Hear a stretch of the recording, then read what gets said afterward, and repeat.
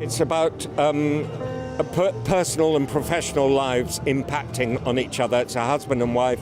The wife is a High Court judge in the family division, which means she's concerned with making decisions about people's family lives, domestic lives, about abuse and custody and divorce and life and death in the case of the character that Finn Whitehead plays. Adam Henry's a 17, nearly 18-year-old Jehovah's Witness with leukemia, and he desperately needs a blood transfusion, otherwise he's going to die, but he refuses it on religious grounds.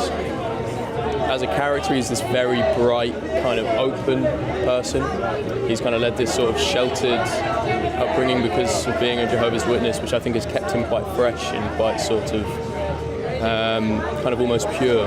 But he's very, very strong-willed, which is kind of not something you often find with characters who are 17, 18. To a certain extent, she lacks the imagination to work out what it is that's happened to him.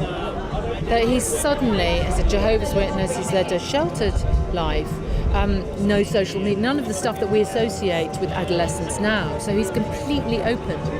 And so he has no defences, and he transfers everything, his whole sort of soul, onto this woman who he thinks can help lead him into his new life. Because, of course, having left the Jehovah's Witnesses, he's like stranded on a desert island. He rejects that whole world, but then has no world to go to.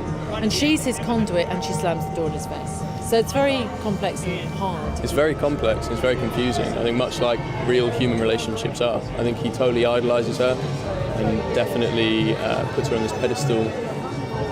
But I think for him, she is this gateway into this world that he's never really been a part of and never experienced, this world of creativity and a world outside of the Jehovah's Witness. Richard is a marvellous, because he's got such deep roots in the theatre, he really knows what actors he wants, and he cast it beautifully, I think. Emma Thompson, and if we hadn't had Emma Thompson, the film wouldn't and couldn't be made.